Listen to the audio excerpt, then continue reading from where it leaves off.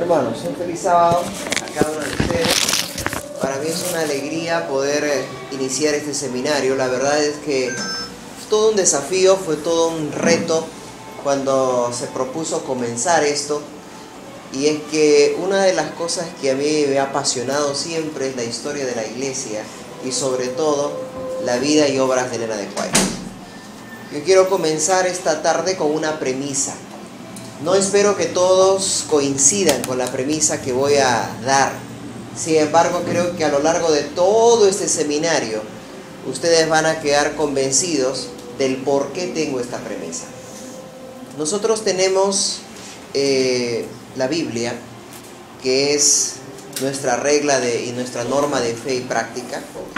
Tenemos aquí, por ejemplo, a profetas que fueron descollantes. Tenemos a un Elías que ya no está más dentro de nosotros, está en el cielo. Tenemos a un Juan el Bautista, de quien la Biblia misma menciona de que de todos los que nacieron de una mujer, el más grande de todos, ¿quién fue? Juan el Bautista. ¿Y por qué? Si no hay ningún libro de él. ¿Por qué creen ustedes? Por la misión, correcto, por la misión que él tenía que desarrollar. ¿Y cuál era su misión? Miren, ni Isaías, ni Daniel, ni esos grandes profetas, no, ni Samuel, ni Ezequiel, ni Amós, ni Oseas, nadie tuvo la responsabilidad que tuvo ¿quién? Juan el Bautista. Preparar el camino ¿para quién? Para Jesús. Ahora, Dios levanta a una profeta sui generis, que no tiene que prepararle el camino a Jesús, sino que tiene que ser la mensajera de la iglesia remanente. Todas las profecías apuntan a la segunda venida y apuntan a la iglesia remanente. Esa iglesia remanente tiene características específicas en la Biblia. No puede haber una confusión. Y Dios levanta a una mensajera para esa iglesia remanente. Desde mi punto de vista, hermanos, desde mi perspectiva, el ministerio de Elena G. de White es único en su género y trasciende más allá de cualquier otra profesión o ministerio profético que haya habido, incluso en el Antiguo y el Nuevo Testamento. No quiero decir que ella está por encima de todos los demás, pero el ministerio que ella tiene, por la época, el momento en el que ella está escribiendo, es único. Por otro lado, el volumen y la cantidad de escritos que ella tiene sobrepasan cualquier escrito que hemos tenido antes o después. Es más, Elena de White es la segunda escritora más prolífica y más con más ediciones en todo el mundo. Ella ha escrito aproximadamente 23.900 páginas, 4.000 artículos. Creo que ni siquiera si sumamos todo lo que nosotros hemos escrito en nuestra vida, hasta aquí podemos llegar a lo que ella ha escrito. Ahora, siendo que Elena de White tiene toda esa connotación, que de paso les he dicho es la premisa con la que yo quiero aperturar este seminario, también es una de las más atacadas. Ustedes entran a internet y colocan Elena de White y lo primero que les va a salir no son las páginas de los centros White en el mundo. Lo primero que les va a salir son los cientos y cientos y cientos de páginas de personas que atacan a Elena de White. ¿Y por qué? Porque justamente Satanás sabe que trayendo abajo a la mensajera de la iglesia remanente, puede también traer abajo ¿a quién? Al remanente. Y de alguna manera lo ha conseguido, hermanos. De alguna manera lo ha conseguido en algunos lugares. Yo les comenté en una reunión anterior que tuvimos que a finales del año pasado la asociación nos encargó la misión de poder frenar cierto avance que tenía un ex pastor adventista que ahora es pastor de la Iglesia Adventista de la Promesa y cuyo fundamento principal es el ataque a Elena de White. tuve la oportunidad de compartir con él aulas de cátedra en la universidad. Justo irónicamente, ambos éramos profesores de historia de la iglesia y del don profético. Sin embargo, él terminó renunciando a la iglesia, terminó renunciando a su ministerio pastoral y renunciando de manera específica a su creencia en el don de profecía. Y él actualmente ejerce un ministerio que es la Iglesia Adventista de la Promesa. Está infiltrándose en iglesias donde él es reconocido como pastor, porque él fue pastor de nuestra iglesia, trabajó en la Asociación Peruana Central Sur por muchos años. Y hay muchos hermanos que están siendo engañados y que están creyendo. El caso que tuvimos que ver fue el caso de la familia del primer anciano de una de las iglesias de la PC Sur, que él y toda su familia presentaron una carta renunciando a la iglesia adventista para ir a formar parte de la iglesia adventista de la Promesa y renunciando a su creencia en Elena de White. Otro de los colportores y líder de la iglesia de la Avenida Brasil también el año pasado se unió a este movimiento. Y así hay varios líderes de la iglesia y hermanos de la iglesia que se han unido, algunos a este movimiento de la Iglesia de la Promesa, otros a movimientos que también son de alguna manera disidentes y divisionistas dentro de la iglesia. Y la mayoría de ellos tienen como su foco, ¿cuál? Elena de White. Los quienes recibieron su libro tienen allí, si no me equivoco, en la segunda página el sílabo completo de lo que nosotros vamos a ir viendo. Entonces me gustaría que lo puedan tener. Vamos a darles tareas para la próxima semana que ustedes van a tener que leer, porque me gustaría que ustedes no vengan, ahora están en blanco, pero la próxima semana no quiero que vengan en blanco, quiero que vengan ya con un material previo que ustedes han leído, de tal manera que pueda ser mucho más ameno y mucho más abarcante lo que nosotros vamos a ver. Quiero mostrarles esta tarde estos 3 libros que provienen de una herencia. Son libros que yo no podría tenerlos si no fuera porque los heredé de mi padre, porque son libros que hoy no existen más. Tú no lo vas a encontrar en ninguna librería a la venta. Puede ser que haya alguno de estos ejemplares en alguna biblioteca, quizá la de la universidad, pero no están a la venta más. El primero de ellos es justamente el que ustedes hoy tienen en sus manos, que es este, Elena G. de White, mensajera de la Iglesia Remanente. Les voy a explicar luego la historia de este libro. Este libro salió en 1956, por eso es que ustedes se darán cuenta que todo el contenido está... A ver, ¿el 56 en qué se escribía? A máquina, pues, así que todos los libros que nosotros tenemos de esa época son escritos a máquina. Luego, el otro libro es Notas y Escritos. Esto sí ustedes no lo tienen, también es de esa época de Elena de White. De pronto, hermano Monterroso, ustedes por ahí deben tener alguno de estos. No porque él sea de esa época, no es joven todavía, pero era de la época de mi padre, así que es probable que los tenga.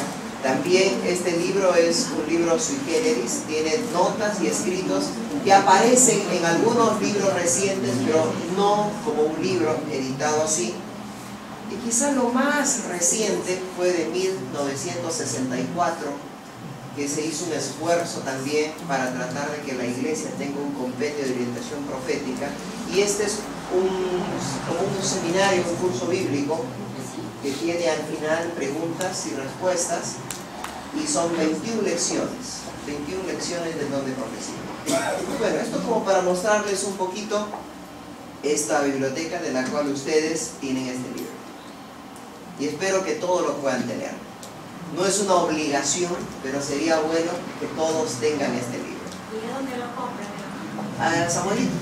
Sí, queremos aclarar que solamente hemos impreso 10 hoy, pero al final del sábado las personas que se han inscrito ya lo tienen, ¿no? Pero los que quieran para el próximo sábado hacemos una lista y les entregamos a ustedes su material. Así que ya al final del seminario anotamos los que quieren para la próxima semana para traerles.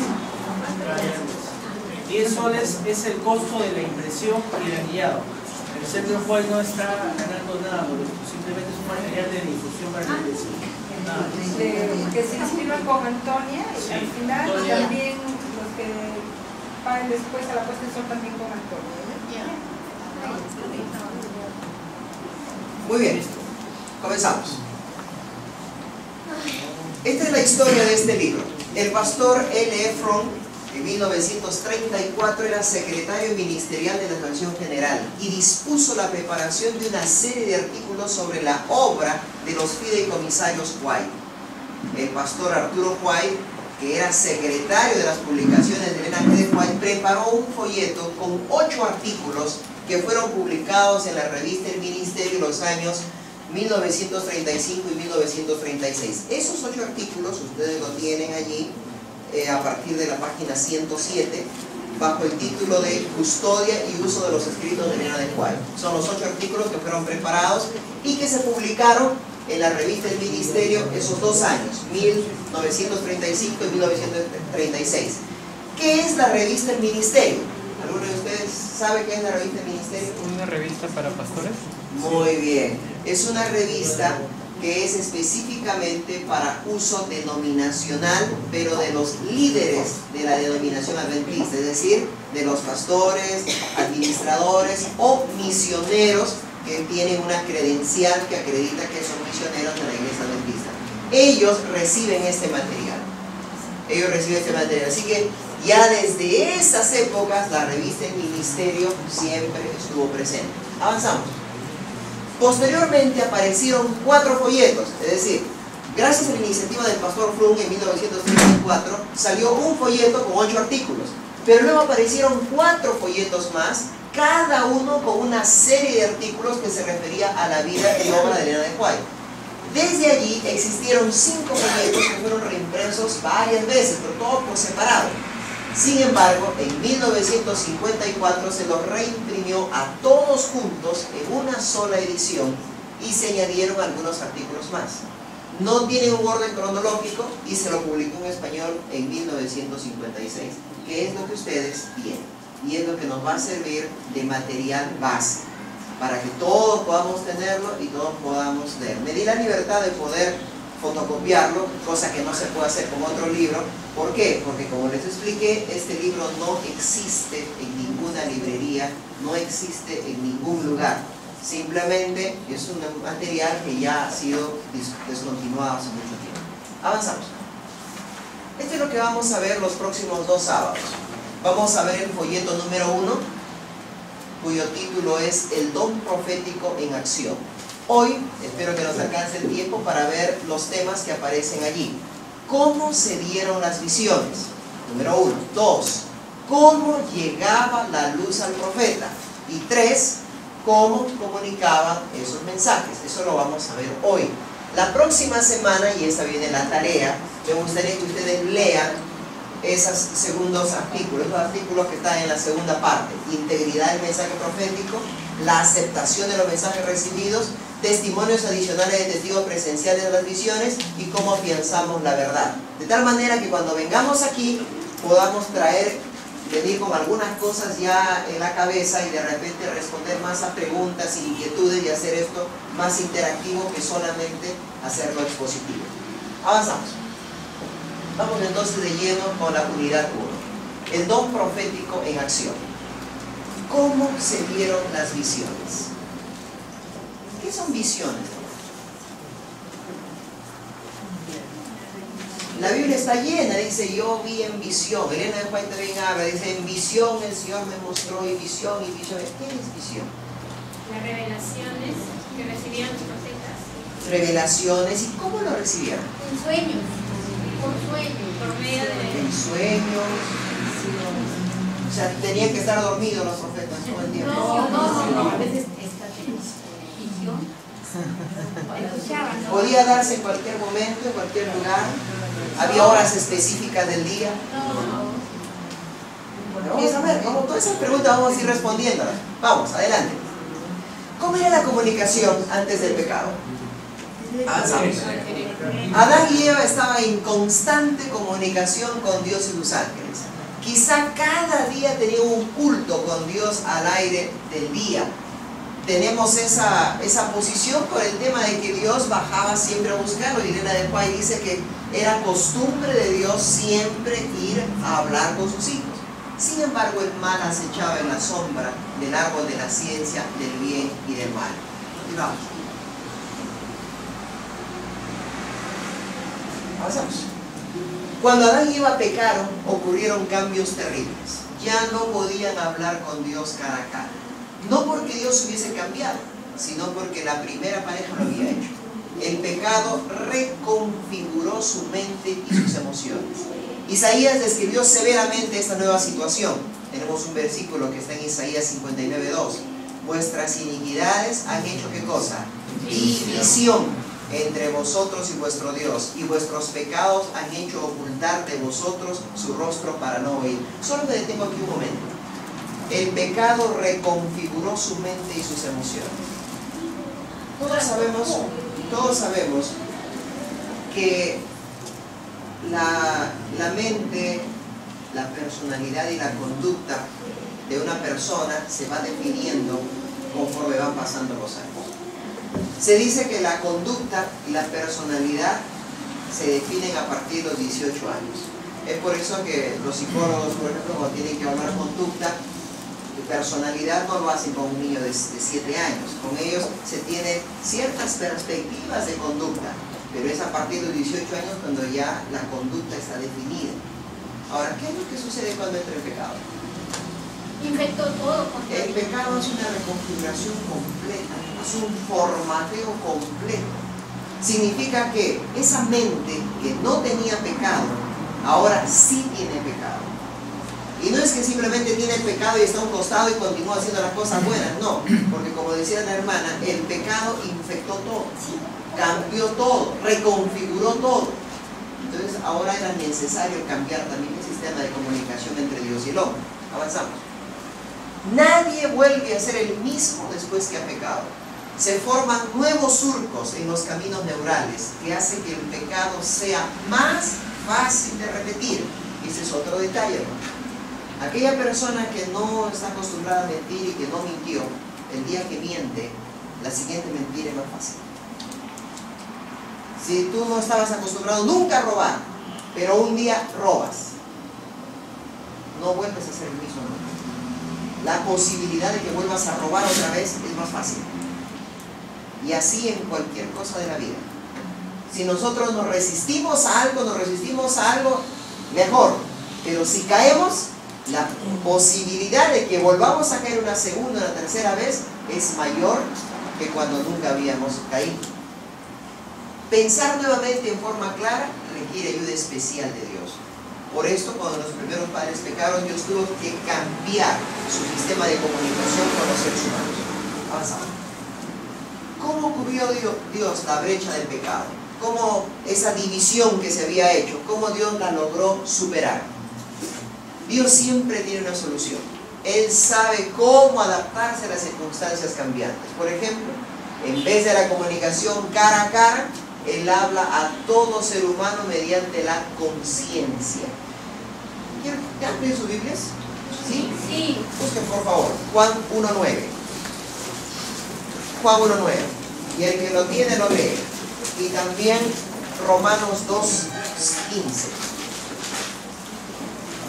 Juan 1:9. Así es. La luz verdadera que alumbra toda la humanidad vino a este mundo. La luz verdadera que alumbra a todo hombre o a toda la humanidad. ¿Y dónde se alumbra? Cuando se habla de alumbrar a todo hombre, que es una linterna, ¿está hablando de una linterna? Jesús es una linterna, no. Se alumbra la mente, el pensamiento. ¿Y qué dice Romanos 2:15?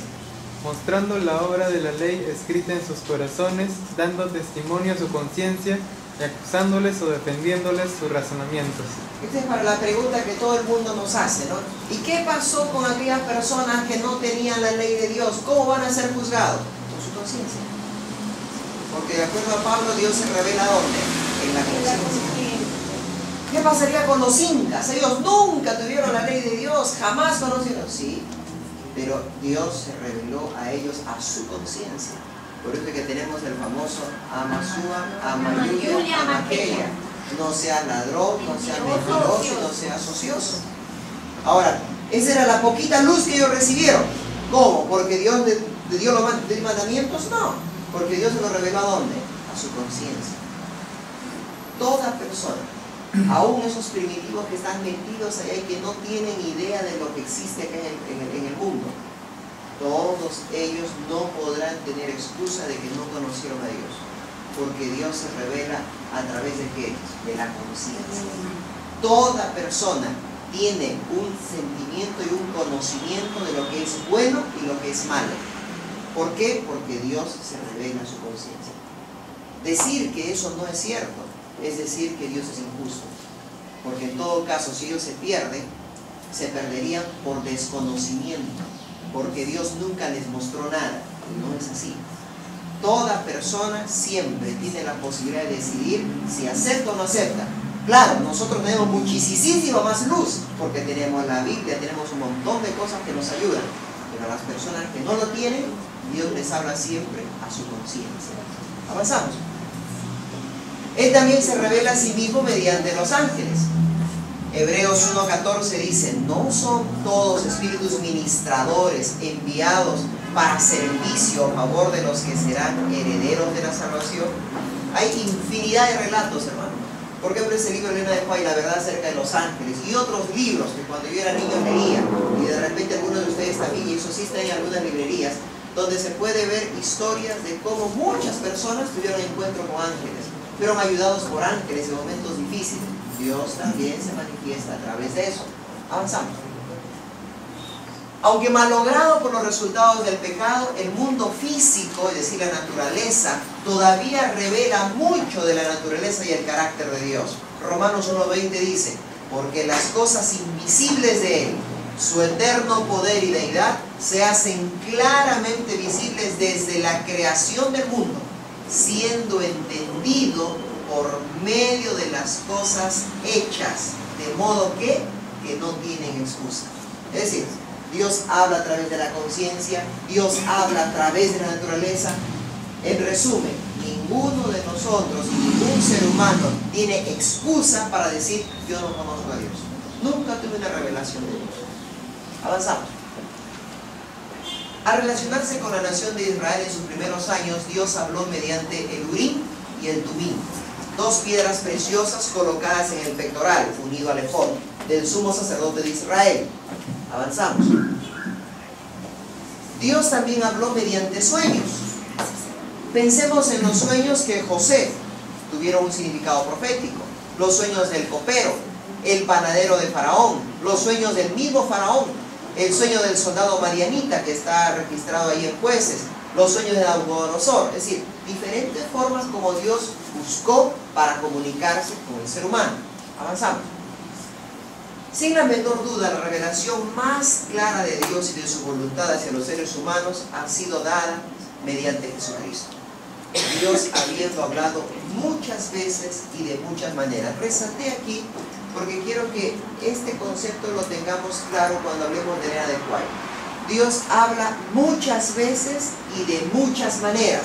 Así que no existe una única forma como Dios se revela. No, habla muchas veces y habla de muchas maneras. El texto sigue diciendo: en otro tiempo a los padres por los profetas, y en estos postreros días nos ha hablado ¿por quién? Por el Hijo, que es la máxima revelación. Los profetas, la forma más reconocida de revelación divina. Si bien es cierto, la máxima revelación fue Cristo, pero antes de Cristo fueron los profetas quienes hablaban. Y esa fue la forma más reconocida de revelación. Hablemos un poquito de los profetas. Aunque Dios usó muchos métodos, el profeta fue la forma más reconocida de comunicación divina. Los sacerdotes en Israel eran representantes del pueblo ante Dios, mientras que los profetas eran representantes oficiales ¿de quién? De Dios. De Dios ante el pueblo. Esa es la diferencia entre un sacerdote y un profeta. El sacerdote presentaba al pueblo ante Dios, mientras que el profeta presentaba a Dios ante el pueblo.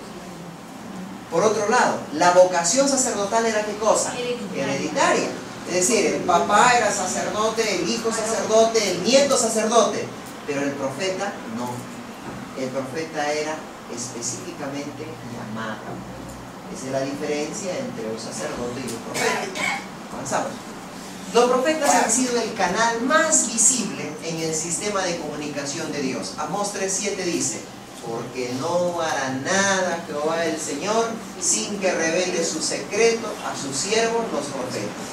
Y segunda de Crónicas 36:15 dice: Jehová, el Dios de sus padres, envió constantemente palabra a ellos por medio de sus mensajeros, porque él tenía misericordia de su pueblo y de su habitación. Es decir, los profetas cumplieron un ministerio importante debido a la misericordia y al amor que Dios tenía con ¿quién? Con su pueblo. Los envió constantemente con diferentes mensajes. ¿Para qué? Para que el pueblo pudiera tener una orientación y conociera la voluntad de Dios. ¿Cuál era la obra del profeta? La obra del profeta era doble: recibir el mensaje divino y entregar ese mensaje fielmente. Entonces, nunca se olvide, la función del profeta siempre fue doble: recibir y entregar.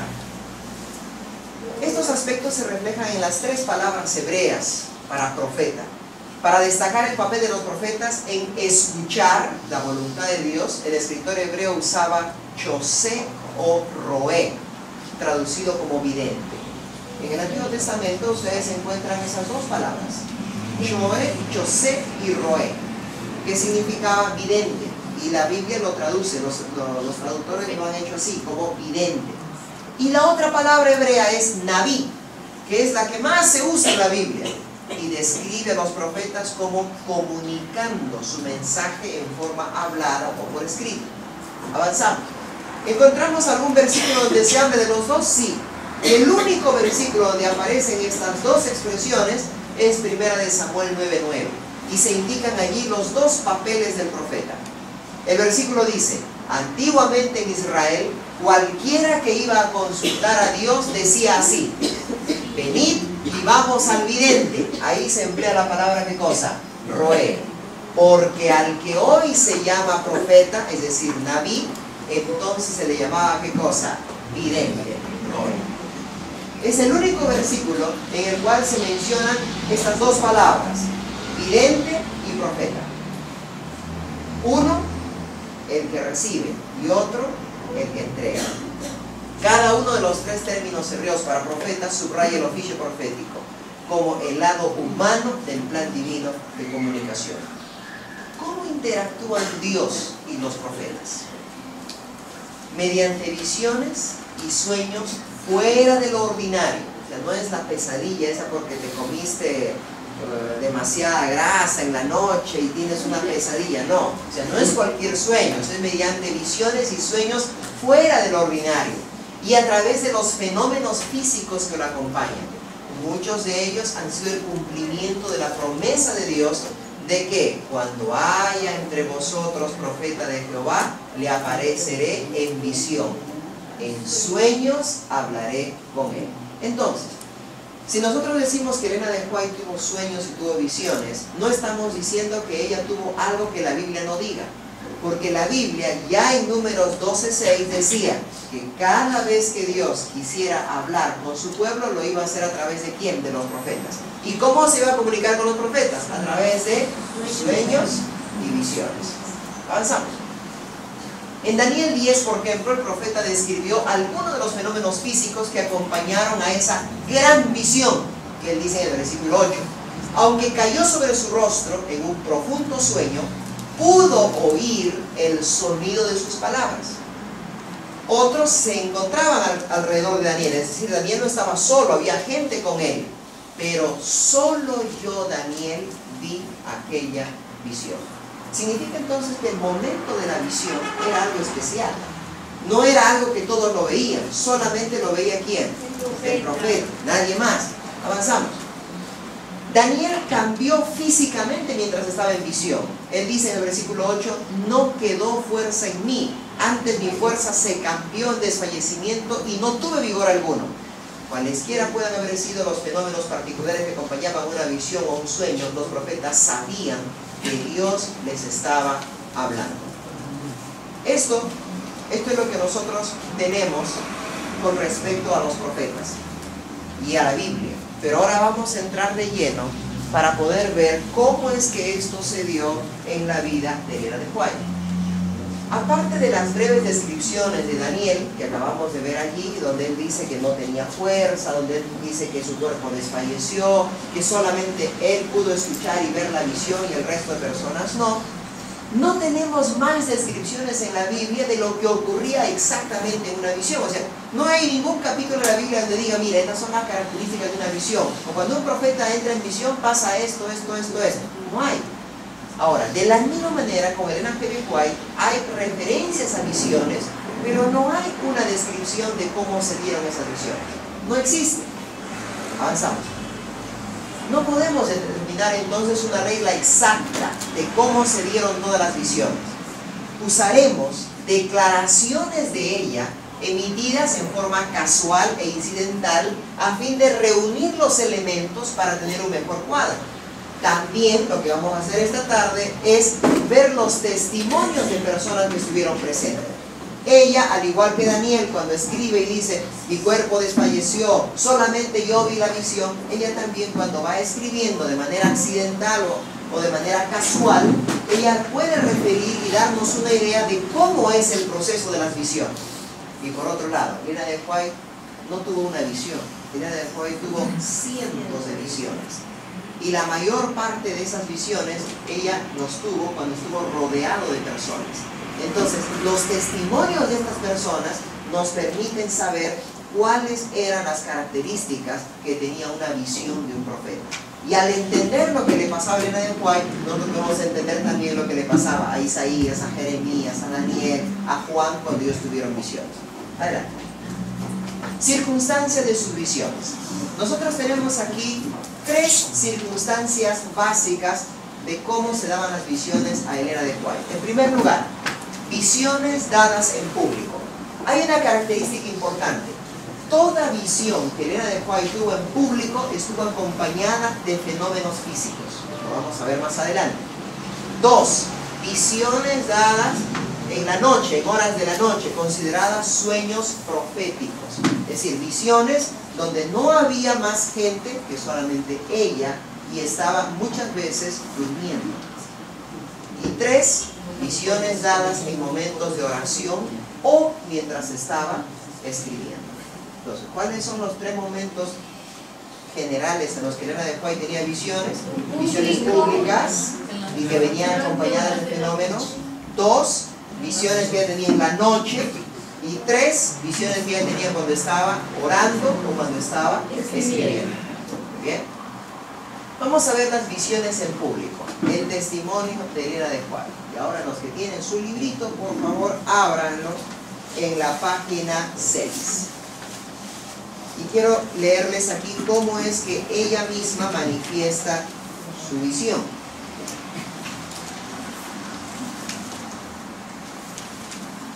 Mientras dirigía palabra a un auditorio australiano, la señora White habló emotivamente en una ocasión que en diciembre de 1844 ella tuvo su primera visión. Entonces, Elena de White escribe con respecto a su primera visión. Y cuando ella escribe con respecto a su primera visión, podemos tener una idea de cómo se dieron el resto de visiones. Miren lo que dice ella. Pensaban que yo estaba muerto. ¿Qué significa eso? Para que tú pienses que alguien está muerto, se quedó inconsciente, ¿correcto? Y allí permanecieron mirándome y llorando largo tiempo. Los que tienen su manual, estoy en la página 6, por favor, página 6. Mientras para mí esto significaba el cielo y la vida. Luego el mundo se extendió ante mí y vi una oscuridad semejante a un paño mortuorio. ¿Qué significaba esto? No podía ver luz alguna. Entonces vi un pequeño destello de luz y luego otro. Y estas luces crecieron y se hicieron más brillantes y se multiplicaron hasta que se convirtieron en la luz del mundo. Estos eran los creyentes en Jesús. Nunca pensé que tendría que regresar nuevamente a este mundo. Cuando el aliento volvió a mi cuerpo, que significaba entonces que ya no respiraba, no podía oír nada. Todo estaba oscuro. La luz y la gloria que habían contemplado mis ojos habían eclipsado toda luz terrenal, y esto continuó por muchas horas. Gradualmente empecé a percibir la claridad, y entonces pregunté dónde estaba. «Usted está aquí en mi casa», contestó la dueña de casa. «¿Qué? ¿Aquí? ¿Estoy aquí? ¿No se han enterado de ello?». Entonces me di cuenta de lo que pasó. ¿Es aquí donde debo vivir? ¿He regresado nuevamente a esta tierra? Oh, el peso y la carga que sentía sobre mi alma eran grandes. Elena de White está describiendo su primera visión. Y al narrar esta visión, podemos darnos cuenta de que ella sufrió algunos fenómenos físicos. En primer lugar, la gente comenzó a llorar, porque pensó que ella sabía qué cosa, se había muerto. Después ella dice, cuando volvió el aliento en mí, ¿qué significa? Que ella, mientras estuvo en la visión, no respiraba, ¿correcto? Luego otro fenómeno más, dice que mientras ella salía de la visión, abría sus ojos y todo lo que había era ¿qué cosa? Oscuridad, todo era oscuro. Y gradualmente sus ojos se fueron acostumbrando a la oscuridad. Pero no significa que ella estaba a oscuras. Había luz, pero la luz que ella había contemplado en su visión era pues otra luz. Era la luz de Dios. Así que cuando ella vuelve nuevamente aquí en su visión a la tierra, pues esta luz es opaca, es nada para ella. Ahora, ella pensaba que se iba a quedar allá.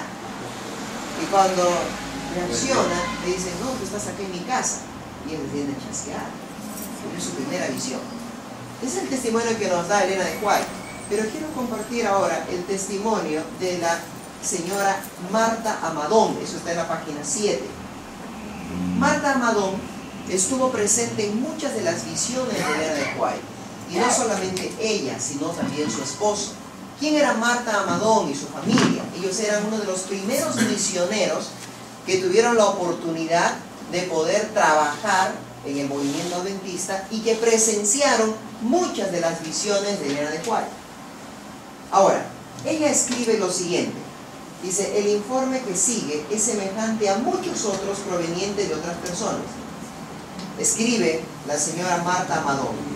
Como persona que la he observado frecuentemente en visión y que conocía al grupo de personas que generalmente estaban presentes, todos profundos observadores y creyentes en sus visiones, a menudo me he preguntado por qué no se ha hecho una descripción más vívida de las escenas que ocurrían.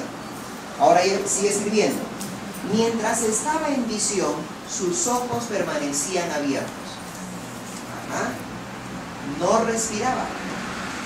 Pero se notaban movimientos suaves de los hombros, brazos y manos que daba expresión de lo que veía. Nadie podía moverle los brazos o las manos. Y respecto a esto, hermanos, en ese tiempo se hicieron muchos experimentos. Porque de pronto Elena de White quedaba en visión, tal como lo dice esta testigo ocular, Elena de White tenía movimientos. Y cuando alguien es como, mueve tu mano, Karencita. Ella está moviendo, pero no más despacio. Mire, ella está moviendo su mano, pero yo la puedo detener. Hombres fuertes intentaron hacer eso con Elena de White y no pudieron. Los movimientos no eran bruscos, no eran violentos. Ella se desplazaba. Intentaron detenerla y era como detener un tren. Porque mientras ella caminaba, y no caminaba a la fuerza, sino que caminaba lentamente, ellos quisieron detenerla. Y era como detener una roca, porque eran empujados por una fuerza sobrenatural y ellos no podían detenerla, ni limitar sus movimientos, ni detener su mano. Y eso es lo que está describiendo justamente la señora Marta.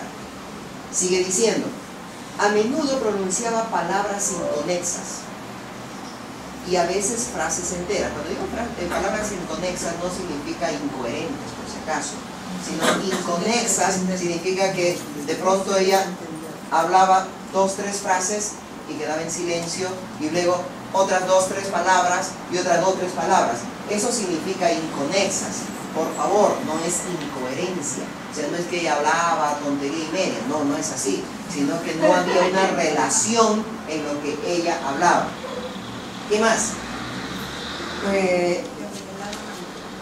A menudo pronunciaba palabras inconexas y a veces frases enteras que revelaban a los que la rodeaban el carácter de lo que estaba viendo, ya fuera en el cielo o en la tierra. La primera palabra que pronunciaba era gloria, la cual se oía primero muy cerca y luego iba perdiéndose en la distancia como un eco lejano. A veces repetía la palabra. Las visiones nunca causaban excitación entre los presentes. Miren, esto es importante. Nunca causaban excitación entre los presentes. O sea, no es que de pronto ya causaban, no, estoy en visión, no, nada de eso. Nunca había ninguna manifestación de esta naturaleza. No había nada que causara temor. Era una escena solemne y serena que a veces duraba una hora. Cuando terminaba la visión y perdía de vista la luz del cielo, regresaba nuevamente a esta tierra. Al hacer su primera respiración natural, exclamaba un largo suspiro y luego decía, qué oscuro. Entonces quedaba exhausta y floja. Y ahí termina la descripción de Marta Amaro. Entonces, gracias a eso ya podemos darnos cuenta qué cosas sucedían cuando ella dejó de entrar en visión. Porque una cosa es leer sus libros y decir, ¿no? Vi en visión esto. Entonces, ¿cómo eran sus visiones? Ustedes van a escuchar y van a leer por ahí algunas cosas en internet que dicen que ella sufría algo así como de epilepsia y de ataques epilépticos, y que cuando ella tenía sus ataques epilépticos ella entraba en visión. Eso no es cierto, porque las personas que la veían dicen claramente que no había excitación en el público ni en ella, sino que más bien era un momento solemne y todos sabían que ella estaba en visión. Ahora, el siguiente es el testimonio del propio Jaime White, porque ¿quién más que el esposo estuvo presente en muchas de las ocasiones en las que ella entró en visión? Él escribe lo siguiente, y escribió en 1868. Dice, número 1, ella está completamente inconsciente de todo lo que ocurre a su alrededor, como se ha comprobado con las pruebas más rigurosas, pero se siente transportada de este mundo y en la presencia de los seres celestiales. De paso, hermano, Jaime White, con el permiso de él, en esa época, por eso es que él dice, bajo las pruebas más rigurosas, ya en ese tiempo había gente que decía, es una loca que está haciendo aquí. No, no era así. Así que él permitió que se practicaran pruebas a ella. Entonces, ella está completamente inconsciente. Médicos comprobaron que realmente ella estaba inconsciente. 2, no respira. Durante todo el periodo que continúa en visión, que varía desde 15 minutos hasta 3 horas, no hay respiración, como se ha comprobado repetidas veces presionando sobre su pecho, cerrándole la boca y la nariz. O sea, en esa época han habido personas que querían demostrar que ella no estaba en una visión sobrenatural. Y con el permiso de Jaime White, estas personas han podido cerrarle la nariz, cerrarle la boca, le han colocado una vela encendida, le han colocado un espejo delante para ver si había vapor, había algo, había aliento. Nada. Y eso no era 1 minuto ni 2 minutos, todo el tiempo que duraba la visión. Podía durar hasta 3 o 4 horas la visión que más duró. Y ella estaba sin respirar. Es un fenómeno físico sobrenatural. 3. En cuanto entra en visión, sus músculos se ponen rígidos, como también las articulaciones, en lo que respecta a cualquier fuerza exterior que se quiere ejercer sobre ellos. ¿Qué significa eso? Que nadie podía moverla ni hacer nada con ella. O sea, cualquier fuerza exterior quedaba neutralizada. Era una fuerza interior la que movilizaba.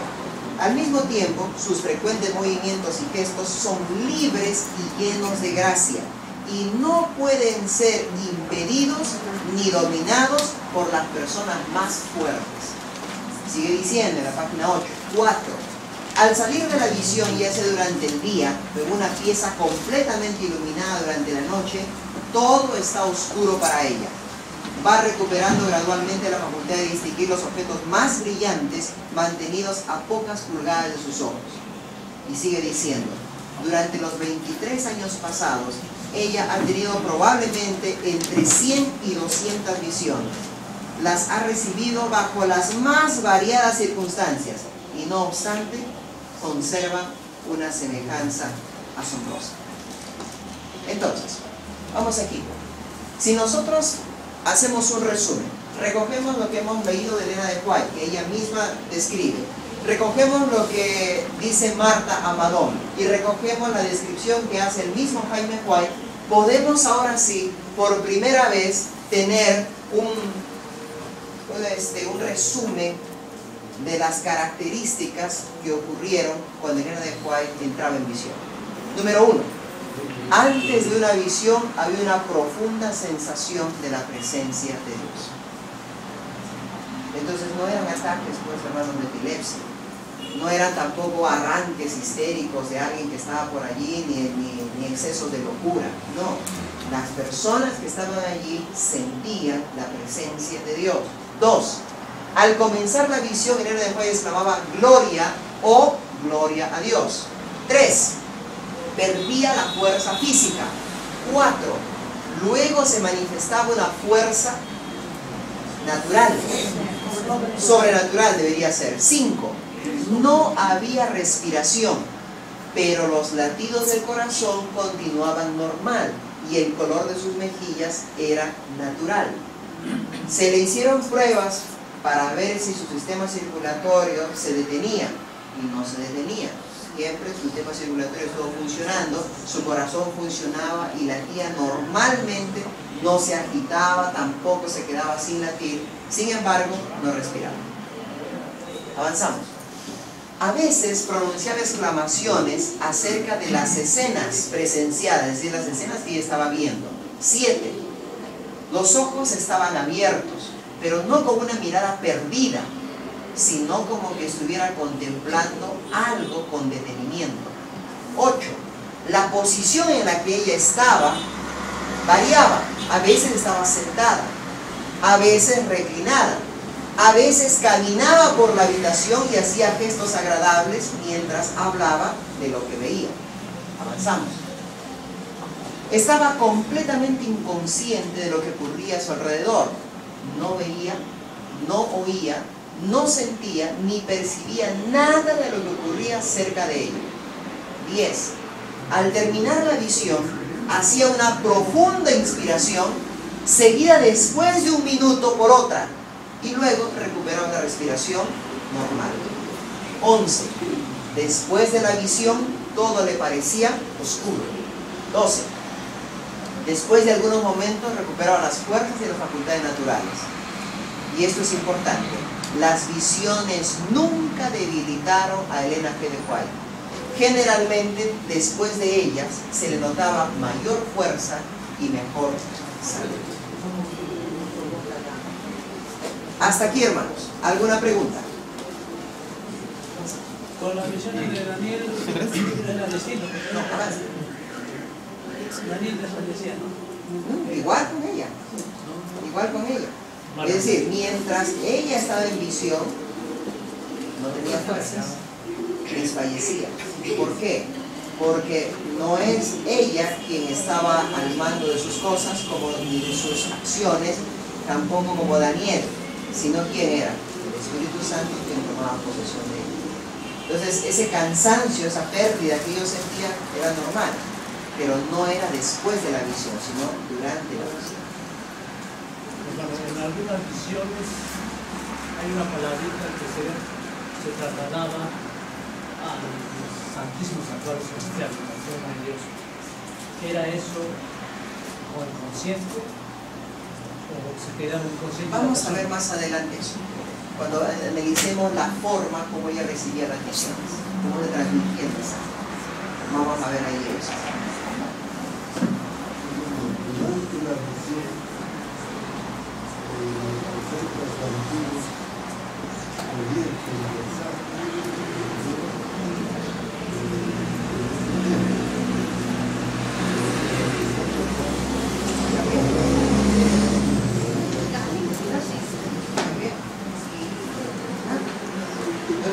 justamente lo que el hermano menciona. Ella era en visión transportada al cielo. Ella conversaba con los ángeles, ella estaba allí, era parte de... Sí, un poco lo que se encuentra en internet, y es justamente lo que también cuesta un poco verificar, es lo que dicen que ella le golpearon, ¿no? Se sufrió cuando estaba en el colegio, una piedra en la cabeza. Esa parte, ¿cómo está documentada, ¿no? Para zanjar que verdaderamente haya sido una secuela de ese incidente, ¿no? Acerca de misiones. ¿Tú crees que una persona puede escribir 23.900 páginas por efectos de una secuela? Más ella perdió la movilidad de los brazos. Es decir que las visiones que ella tenía eran motivados por secuelas que ella tuvo de un accidente. O sea, puede ser una cosa aislada, una que otra, pero no 200, 300 visiones. No tendría sentido, cuidado. Todos los que se golpean, escribiría, serían grandes escritores. O sea, no tiene sentido. No hay lógica. O sea, puede ser que no alguien que se golpea por ahí tiene algunos ciertos desequilibrios, pero es una vez, son 2 veces, pero no a lo largo de 70 años. Y no solamente eso, sino que tendríamos que ver que esa persona también tiene ciertos desequilibrios emocionales. Y Elena de White no registra haber tenido desequilibrios emocionales que no sean diferentes de cualquier persona normal, que son tristeza cuando murió su esposo, cuando moría su hijo o cuando enfrentaba problemas. Entonces, ese argumento no tiene, o sea, es un argumento que podría creerlo solamente una persona que quisiera a propósito decir que todo esto y que todo lo que ella escribió era motivado por una secuela de un accidente. No tiene. Hicieron varios estudios sobre esta propuesta de que sus escritos tendrían a una epilepsia del lóbulo temporal, ¿no? Y bueno, los psicólogos y todo estudiaron el caso, ¿no? Y no encontraron ninguna conexión con la religión. No, o sea, no respondía a los síntomas, ¿no? De una epilepsia del lóbulo temporal. Es cierto que algunas personas que tienen epilepsia del lóbulo temporal pueden tener alucinaciones y pueden escribir algunas cosas, pero son cosas incoherentes. En los libros de Elena de White, en los escritos, ustedes no encuentran ninguna incoherencia, o alguien ha encontrado alguna incoherencia. No, todo está correcto. ¿Alguien ha encontrado incoherencia? No hay incoherencia. Entonces no responde, eso está totalmente desestimado. Ahora,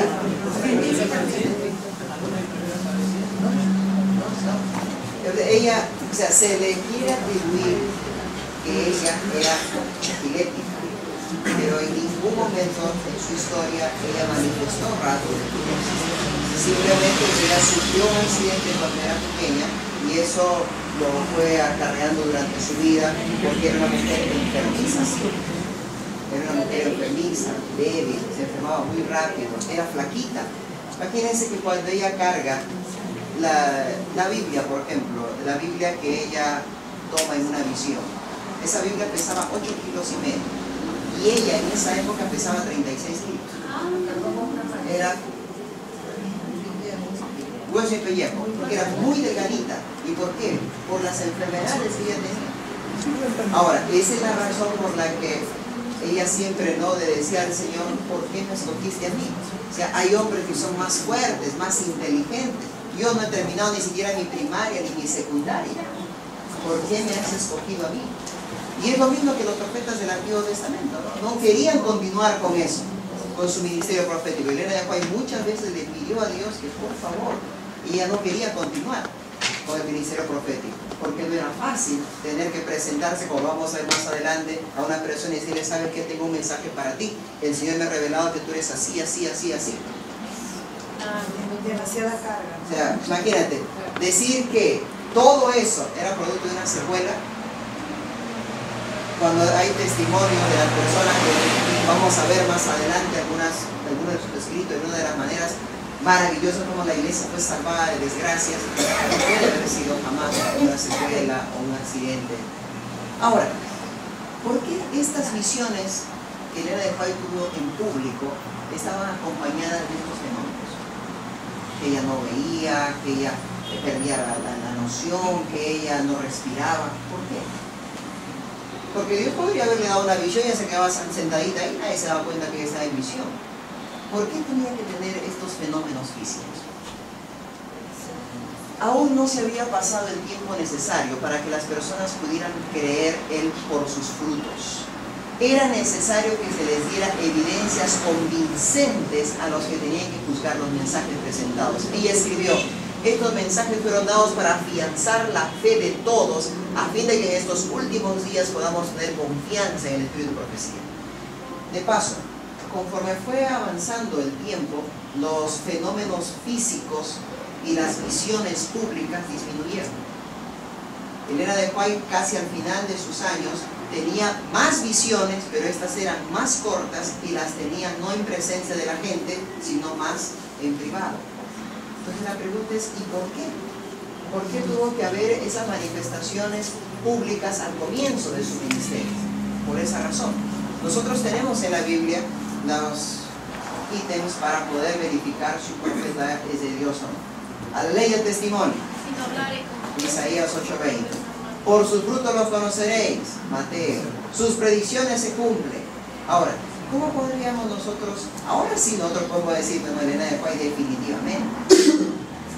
Cuando el pastor Peña, Joel Peña, de pronto algunos lo conocen, estaba haciendo su doctorado en terapia familiar en Estados Unidos, él nos cuenta, dice, había infinidad de libros y me habían pedido para hablar sobre un tema que tenía que ver con la forma como se forma el carácter de un niño. Y entonces dice, yo busqué, miré libros en la biblioteca y me sentí tentado a utilizar los libros de Elena de White.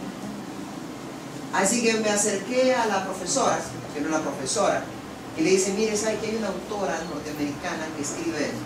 Sí, me dice, bueno, dice, está bien, ¿no? Si, mientras que sea una persona que esté escribiendo, no hay ningún problema. Así que dice, de mi trabajo, más del 50% fueron citas que él sacó del libro de educación, del libro de conducción del niño, el hogar cristiano, consejos para maestros, etcétera, de diferentes libros. Y terminó pues un trabajo de investigación. Cuando la profesora lo lee, dice, oye, dice, tú me hablaste la vez pasada, le dice Joel, de una autora que querías poner allí. Oye, me dice, dime, ¿dónde estudió ella? ¿Qué doctorados tiene? Porque la verdad es que todo lo que tú has puesto acá, dice, es lo último que se está descubriendo. Dice, y él agarra y le dice, bueno, le dice, estos libros fueron escritos, le dice, en 1800, en 1900. Oye, tú me estás bromeando, ¿no? Le dice, ella escribió en esa época. Y no es ninguna doctora, no estudió en una universidad, con la justa terminó su primaria. Ni terminó su primaria. Pero tú me estás bromeando, ¿no? En serio. Dice, ese fue el motivo, dice, para sentarme con esa profesora y otros más y hablarles de quién era Elena de White.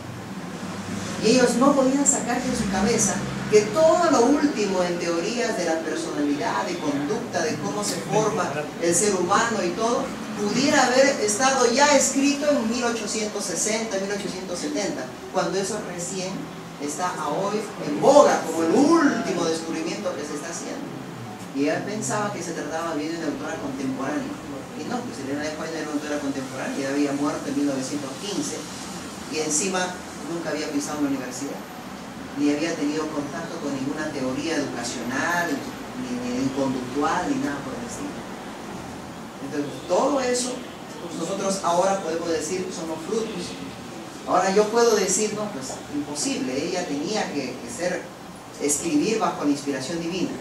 Pero en esa época, cuando ella recién comenzó, ¿qué evidencia había? Ninguna.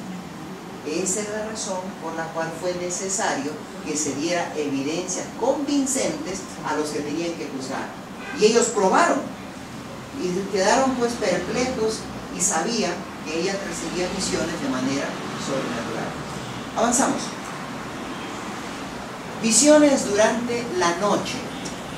¿Qué escribió ella en 1968? Esto está en la página 10.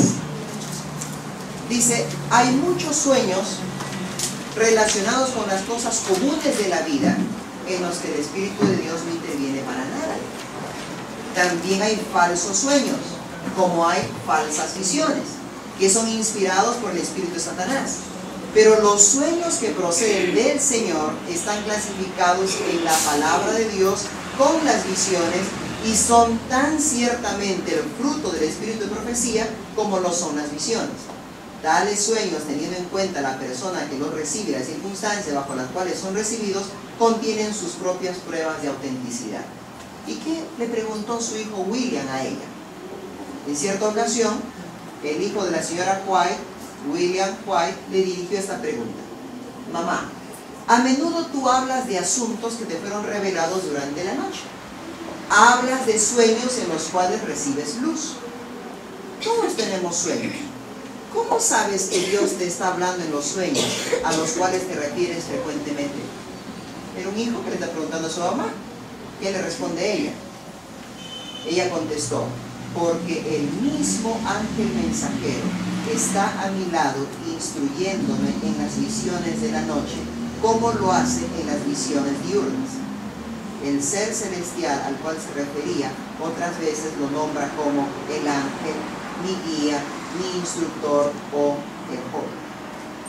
Entonces, ¿cómo sabía ella que esa visión era de Dios? Porque el mismo ángel que estaba en las visiones que ella recibía durante el día, también estaba presente en las visiones que ella recibía durante la noche. ¿Y no les parece eso muy conocido a lo que Daniel registra en el libro de Daniel? Y luego dice, el mismo ángel que me presentó, es decir, cada profeta siempre tuvo un ángel que era el que los acompañaba. Y en era de White tenía un ángel que siempre estuvo presente en sus visiones. Así que sean estas de día o de noche, ella sabía que era de Dios. ¿Por qué? En la respuesta que le da a su hijo, le da la clave. Le dice, porque el mismo mensajero celestial que está en la mañana, también está conmigo en las noches. Avanzamos. Visiones durante la oración. No eran muy frecuentes. No estaban acompañadas de fenómenos físicos. Podían darse también mientras ella escribía, hablaba u oraba. En tales ocasiones, todo lo que le rodeaba parecía desaparecer mientras se le presentaban las escenas en visión. ¿Qué testimonio tenemos de William? El mismo William, al final de la página 10. Dice, mi madre y mi padre estaban llevando una pesada carga en bien del ministerio que se realizaba en aquel estado. El domingo de mañana se encargaron de dirigir una reunión de reavivamiento. Mi padre habló por unos minutos, pero con poca libertad. Luego, después que mi madre hubo hablado brevemente, pidieron que la congregación se arrodillara para orar. Mi padre ofreció una oración trabajosa y penosa. Luego mi madre empezó a implorar por luz y libertad. Después de haber orado unos 2 minutos, se detuvo. Fue un silencio lo suficiente prolongado como para contar hasta 40 o 50. Tal vez un silencio de medio minuto. Yo estaba arrodillado con la congregación y me di vuelta para ver cuál era el motivo del silencio. En ese mismo instante ella continuó orando. Su voz era melodiosa y triunfante, y el resto de la oración conmovió fuertemente a los presentes. Durante ese periodo de silencio, recibió una revelación acerca de las condiciones que imperaban en la Asociación de Minnesota, también acerca de las condiciones en la obra en Battle Creek y otros asuntos de interés general de la obra. Después del congreso, papá y mamá descansaron en el hogar de uno de nuestros hermanos, y mamá escribió diligentemente durante 2 semanas, transcribiendo lo que le había sido revelado en aquel medio minuto de pausa en la oración. Pues ahora podemos nosotros tener una idea de cómo se daban las visiones. Y Dios no necesita pues un mundo para hacer conocer algo a las personas. En medio minuto, Dios era capaz de poder darle la revelación a Elena, que después ella se demoraba semanas en escribir. Avanzamos. Duración de las visiones. Algunas eran largas, de 1 hora y en una oportunidad de 4 horas. Otras veces eran cortas, de solo unos minutos o segundos, como el que acabamos de ver en ese testimonio. En esas ocasiones la visión se refería solo a un asunto, mientras que en las largas se presentaban muchos temas. En sus primeros años eran más largas y menos frecuentes. En sus últimos años eran más frecuentes, pero menos abarcantes. Lo que mencionamos también hace un momento. ¿Cómo le llegaba la luz al profeta? Hasta aquí, otro espacio de preguntas. Vale, no son Hay una y luego acá. Una pregunta, bueno, en realidad tengo un montón, pero Ya, dale.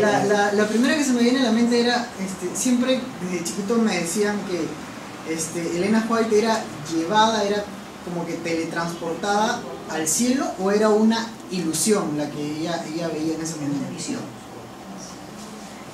O sea, no estaba no era llevada a un lugar. Físicamente creo que No, porque la gente la veía aquí, la veía. Lo mismo que cualquier otro profeta. Acuérdate que Pablo utiliza la expresión y dice, fui transportado en el Espíritu. O sea, él sentía que iba, pero no iba. Es lo que sucede, y quizá ahora podamos entenderlo un poquito más si yo, por ejemplo, te pongo para que veas una película 3D. O sea, tú te sientes como parte de, pero tú no estás en ese lugar. Pero estás ahí ahora. Esa es la invención del ser humano. Ahora imagínate cómo Dios le revelaría a ella.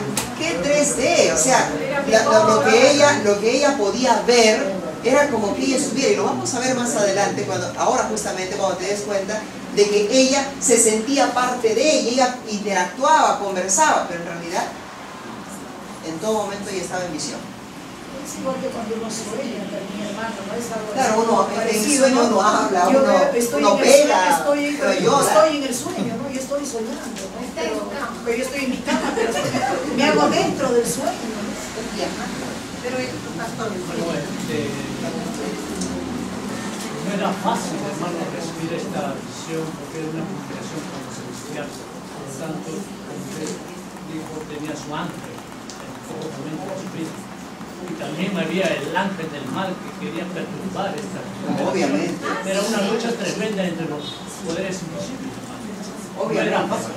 Obviamente, por eso es que ella no quería. Por eso es que ella no quería. Decía, Señor, ya líbrame. Igual el apóstol Pablo.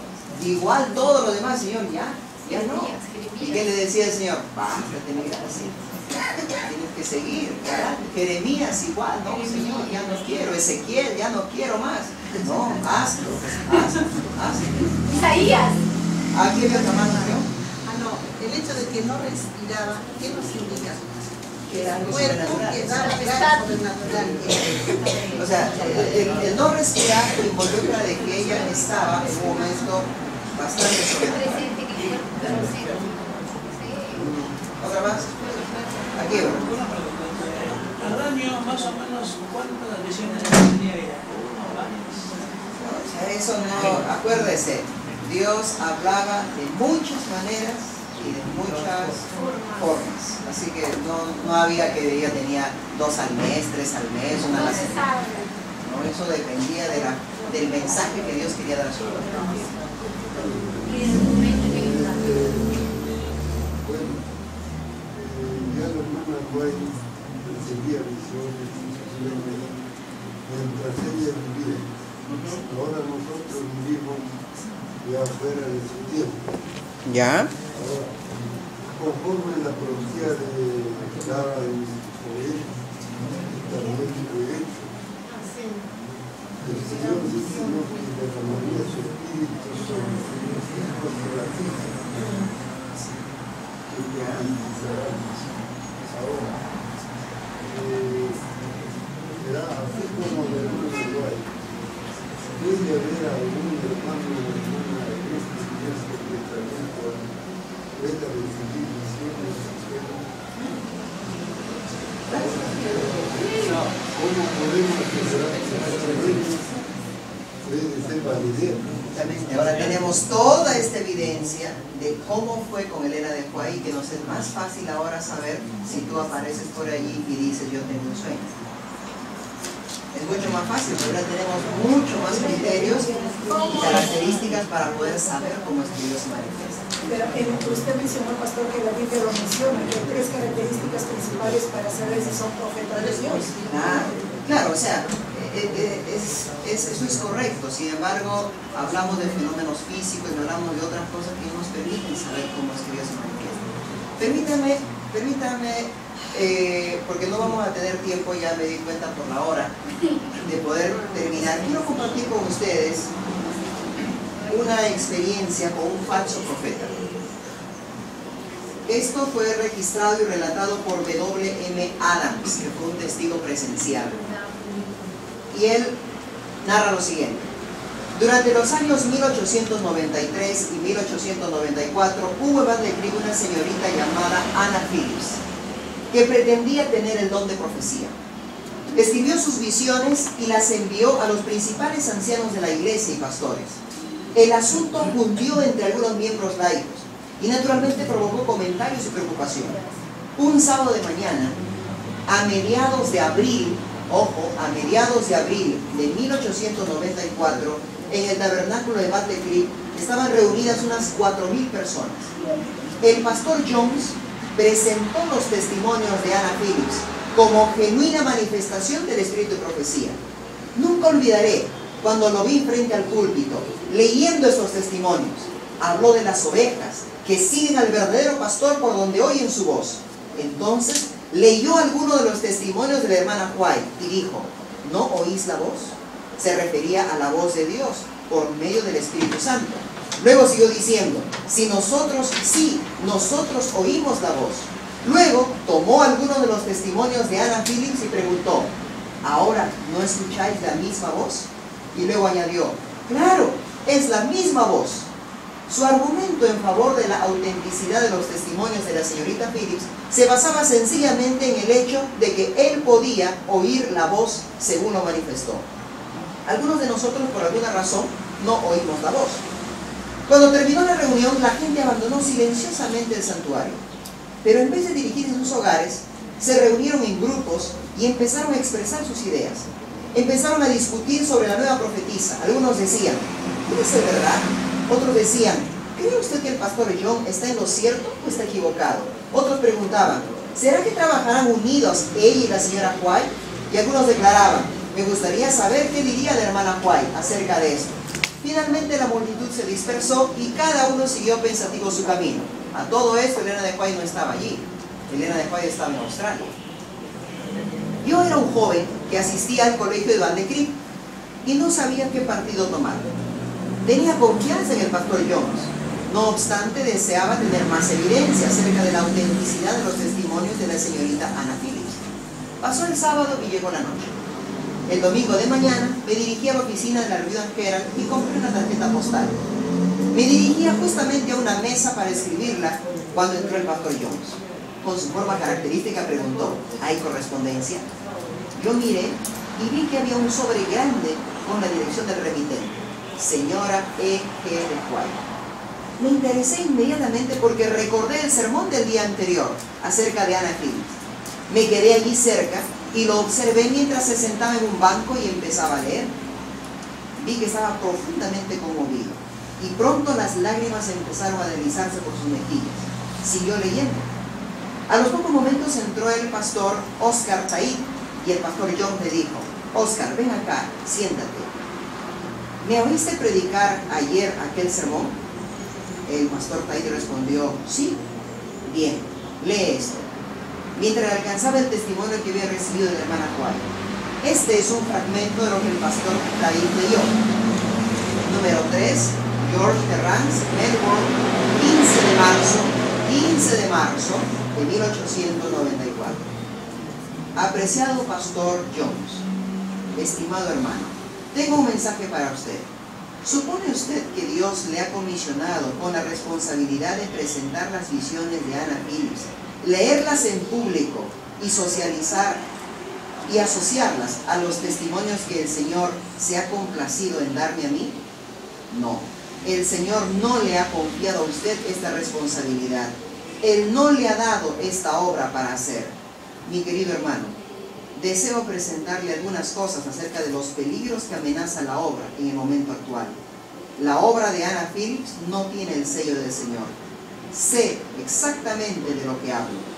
¿Cómo es, hermano mío, que usted ha tomado esas comunicaciones y las ha presentado delante de la gente, entretejiéndolas con los testimonios que Dios ha dado a la hermana White? ¿Qué evidencias tiene usted de que proceden de Dios? Nunca se puede ser demasiado cuidadoso o prudente acerca de lo que se oye, acepta o cree. El pastor Jones dijo: ¿quién le dijo a la hermana White hace un mes que yo iba a predicar ese sermón presentando a Anna Phillips como una profetisa? Tú lo sabes, Alonso, declaró el pastor White, pastor Tahiti, de modo firme y sereno. Sí, yo lo sé. Dios sabía lo que yo iba a hacer e impulsó a la señora de White un mes antes de que yo predicara este sermón a enviarme el testimonio diciéndome que estaba en error. Mira la fecha, 15 de marzo de 1894. Yo estoy en error. Los dos hombres salieron de la oficina. El sábado siguiente, el pastor Jones leyó parte de ese testimonio que había sido enviado 30 días antes de la fecha que él predicó el sermón, desde Melbourne, Australia. Le lo reprendía por la posición que había tomado acerca de los testimonios de Anna Phillips. Luego el pastor Jones dijo: hermanos, yo estoy equivocado y lo confieso. Ahora estoy en lo cierto. Con esto se terminó el asunto y se salvó la iglesia de la trampa de Satanás. Anna Phillips renunció a su pretensión anterior y llegó a ser una fiel obrera bíblica y murió siendo leal a la iglesia adventista del séptimo día. Ahora, les comento una vez más en base a todo lo que hemos estado viendo. ¿Creen ustedes que una persona que sufrió un golpe en la cabeza y que actúa bajo los efectos de la epilepsia podría escribir esto? No. ¿Podría hacer esto? No, imposible. Ahora, hay parte del material que va a quedar allí, pero que ustedes lo tienen, porque todo lo que yo estoy mencionando ustedes lo tienen. Ustedes lo tienen.